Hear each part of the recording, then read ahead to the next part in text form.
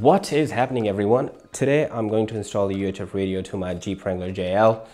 I got myself an Oricom unit. The model number is UHF 395. This particular unit sort of ticked all my boxes because I wanted to sort of have a stealth installation where most of the stuff was hidden and only the radio or the handheld pace was visible.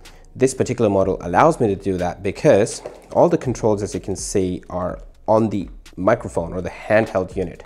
The base unit has no controls over it, so I can just sort of install it hidden somewhere while keeping the actual base unit visible. In addition to this, I obviously had to get the installed bracket for the antenna. This is just a generic Oricom bracket. I had to drill a hole in the middle to kind of make it fit for purpose and to the location where I wanted to install it. And then I primed it and painted it matte black because I wanted it to look the part.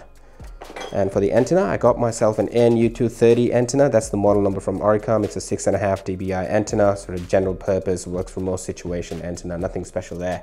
So let's take this stuff out there and see if we can install it. Let's go. So in terms of antenna, what I'm thinking is to basically take this panel off and sort of use this hole here to mount that bracket.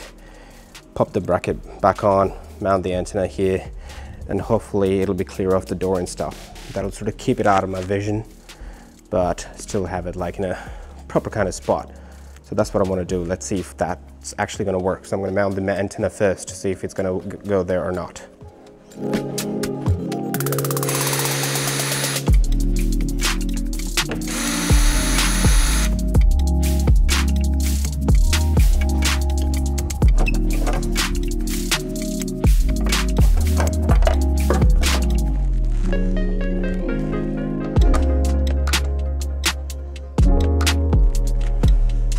I just realized something stupid. I forgot to put the nut that actually tightens it against this bracket into this cord before I plugged it through. So I gotta take the whole thing out again, pop the bolt in, pop the nut in, and then do it again. Don't do what I did, okay? Think about it. Let's go.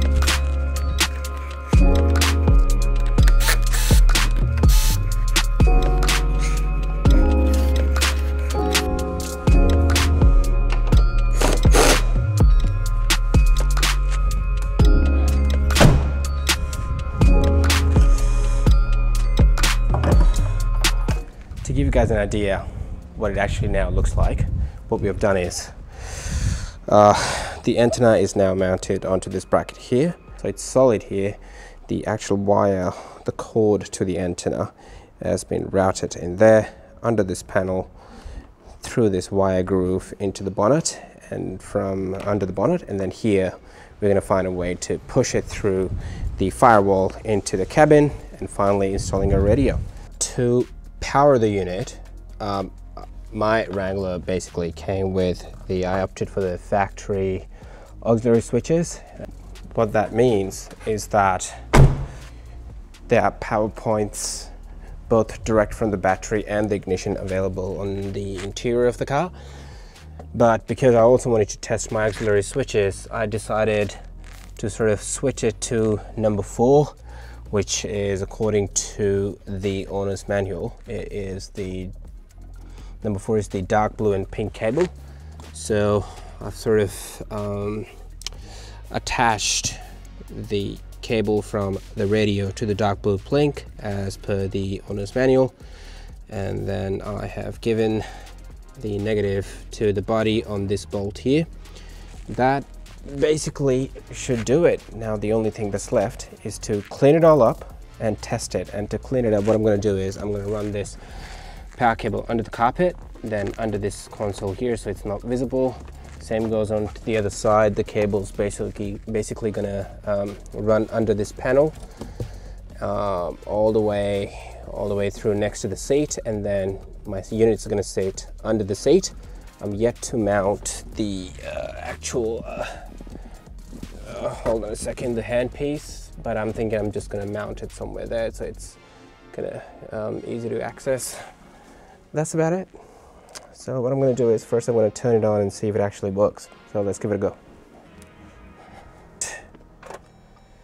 Pop it to run. There, cool.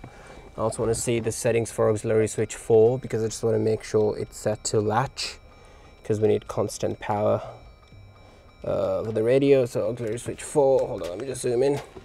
Ah, shut up. Then go auxiliary 4. Yep, it's set to latch, set to power on ignition, and recall last state. That's perfect, cool. Now let's turn the auxiliary switch 4 on first, and now test this out. Oh, there we go, boom. All right, so ran into a little bit of an issue. On right-hand side drives, because I'm in Australia, the actual firewall entry is behind the battery on the passenger side. So basically, to get the wire through that firewall, I would have had to first take the battery out, then the fender out, the actual fender cover. Then I'd have access to the entry through the firewall. So take this out, take the fender thing out, and then it's basically up here behind the glove box. Now, I didn't want to do that. That's too invasive for, you know, a little antenna. So instead, I decided to do a bit of a routing job. I've got the antenna here on the bracket. Behind the antenna, I've actually put in a clear film just in case if the antenna touches the body. I didn't want it to sort of wreck the paint, so I've sort of put that there as a bit of protection.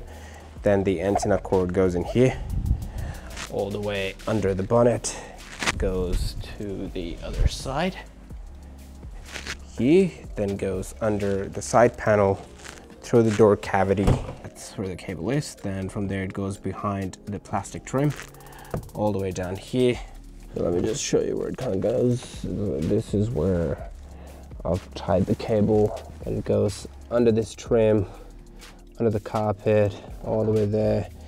Then just sits under the seat. The radio sits under the seat there. And the handpiece is, for now at least, until I figure out where I want to mount it, it sits just there. So this is the piece. Now let me just get in and turn the ignition on to sort of show you how does it work. I'm also wanting to test the auxiliary switches, so I've connected it to one of the switches to kind of see how that works. I know it doesn't need to be connected to them. You can directly connect it to the ignition cable available under your glove box as part of the auxiliary pack, but I just wanted to test it. Yeah, why not? So I connected it to switch 4 there. So before I can turn this on, so it won't turn on, obviously I need to turn the ignition on first. Let's get that going. Perfect. So that's on there. Then that's auxiliary switch 4. If I turn that off, the radio will turn off. But to use it, obviously I can turn that on and then turn the radio on. There we go. That's pretty much it. For now, it's going to sit just in the middle here,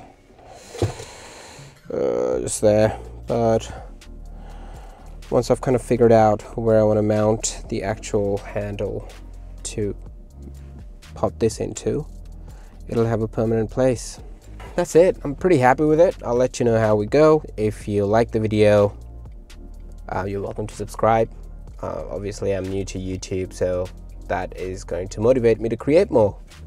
And yeah, if you have any questions, pop a comment. You can follow me on Instagram. My handle is jalvi.explores. I'll pop that in the description as well. You can send me a message there. And I've got a Facebook group going for Australian Jeep owners. The plan is to sort of get out on regular and explore whatever this great country has to offer. Yeah, until next time, stay safe. Adios.